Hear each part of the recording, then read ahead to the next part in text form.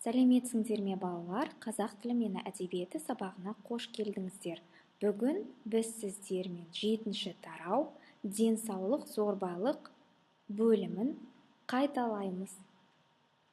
Бүгінгі сабақтағы оқу мақсаттарымен таныс болыңыздар.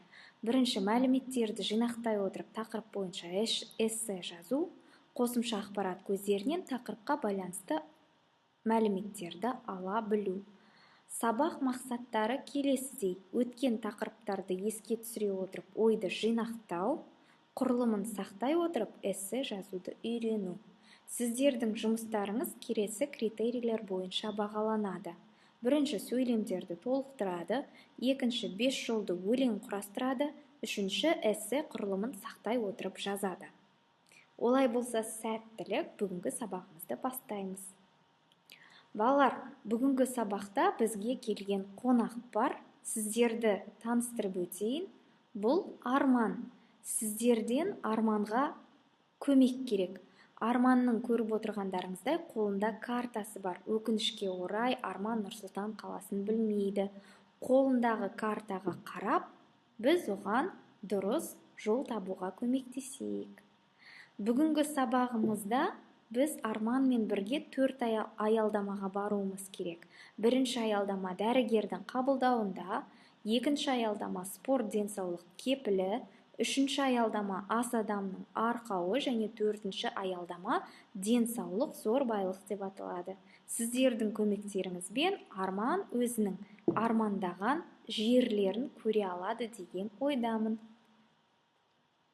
Сонымен балалар, бірінші аялдама бізде дәрігердің қабылдауында деп аталады.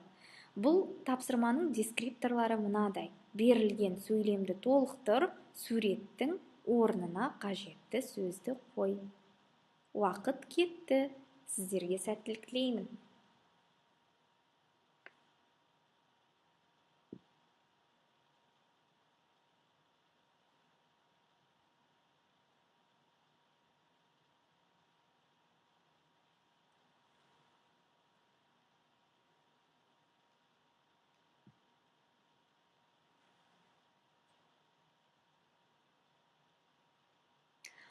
Өз жауабымызды тексеріп көрейік. Дұрыс жауап мынадай: бүгін мен емханаға бардым. Емханада дәрігерлер жұмыс істейді.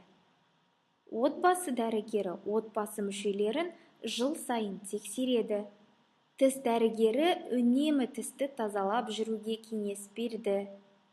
Көз дәрігері компьютерде көп отырма деп кеңес берді. Жарайсыздар балалар. Келесі, сіздердің көмектеріңізбен Арман өзінің бәйтеректі көрсем деген арманын орындады. Өте жақсы, жарайсыңдар балалар. Енді бізде келесі аялдама спорт денсаулық кепілі деп аталады. Екінші кезеңде де біздің көмегіміз Арманға керек екен. Ол үшін біз мынадай тапсырманы орындауымыз керек. Тапсырманың дескрипторы мынадай: спорт тақырыбына 5 жолды өлең, яғни синквейн дайындаймыз. Естеріңізге сала кетейік: 1 зат есім, 2 сын есім, етістік және тақырыпқа қатысты сөйлем және синоним болуы керек. Уақыт кетті.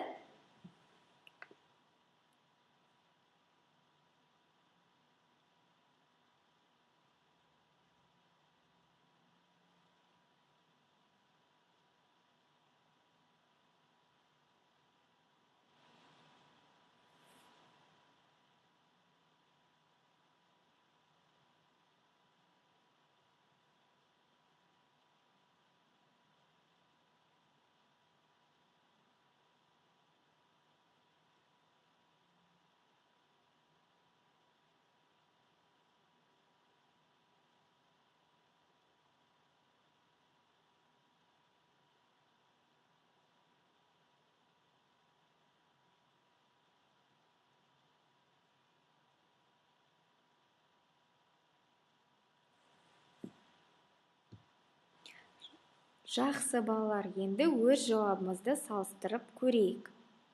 Спорт. Спорт пайдалы және салауатты. Спорт тақырыбына қатысты етістіктер: айналысу, шынығу. Сөйлем: спортпен айналысу денсаулыққа пайдалы. Синоним ретінде қимыл, қозғалыс деген сөздерді қолдануға болады. Сіздердің жауаптарыңыз да осыған ұқсайды деп ойлаймын. Жарайсыңдар балалар. Сіздердің арқаларыңызда Арман өзінің Қазақстан Республикасының ұлттық музейіне кіріп көрсем, алтын адамды көрсем деген тағы бір мақсатына жете алды. Сіздерге Арман үлкен рахмет айтуда. Жақсы, енді келесі тапсырма мынадай.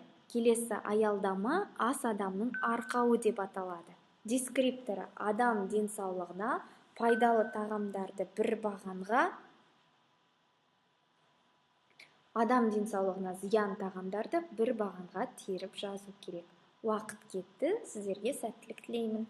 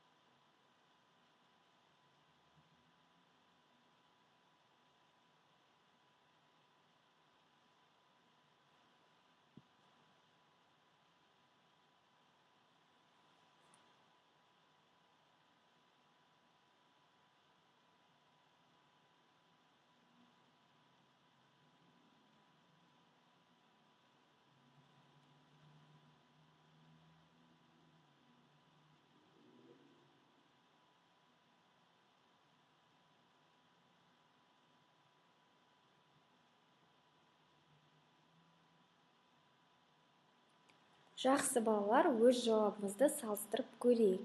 Адам денсаулығына пайдалы тағамдар: ол алма, алмұрт, қияр, ет және балық еті. Адам денсаулығына зиян тағамдар: фастфуд, бургер және кола. Жарайсыңдар балалар.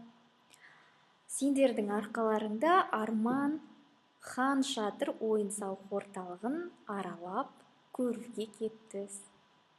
Енді Арманның осы Нұр-Сұлтан қаласындағы естеліктерін есте сақтау үшін біз сіздермен шешуші кезеңге келдік. Сіздермен тоқтайтын соңғы аялдамамыз денсаулық зор байлық деп аталады. Осы тақырыпқа біз сіздермен эссе жазуымыз керек. Тапсырманың дескрипторлары келесідей: бірінші, эссе құрылымын сақтау керек. Екінші, ойды толық жеткізу керек. Үшінші, грамматикалық қате жібермеу керек. Сіздердің естеріңізге эссе құрылымын сала кетейін. Өздеріңіз білетіндей, эссе 3 бөлімнен тұрады. Ең бірінші кіріспе бөлім, екінші негізгі және үшінші қорытынды бөлім.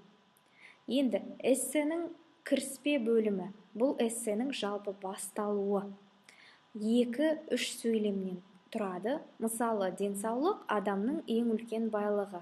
Ағзамыздың саулығын білу үшін біз уақытымен дәрігердің тексерісінен өтіп тұруымыз керек.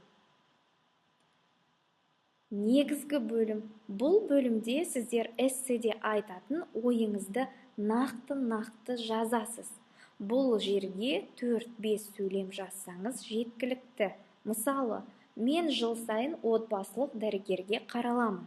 Дәрігер көп кеңес берді. Денсаулығың жақсы болуы үшін спортпен айналысу керек. Сонымен қатар құрамында дәрумені көп жемістер, көкөністер, ет, жұмыртқа сияқты тағамдарды жеу керек. Фастфуд асқазанға зиян, сондықтан оны жиі жемеген дұрыс. Эссенің қорытынды бөлімі. Бұл бөлімде өзіңіздің айтатын ойыңызды, көтерілген тақырыпқа қатысты пікіріңізді 1-2 сөйлем көлемінде түйіндейсіз. Мысалы, денсаулық жақсы болу үшін үнемі жаттығу жасап, пайдалы тағамдарды тұтынайық. Жақсы балалар, сіздерге эссе жазуға уақыт жеткілікті деп ойлаймын. Уақыт кетті. Кірісейік.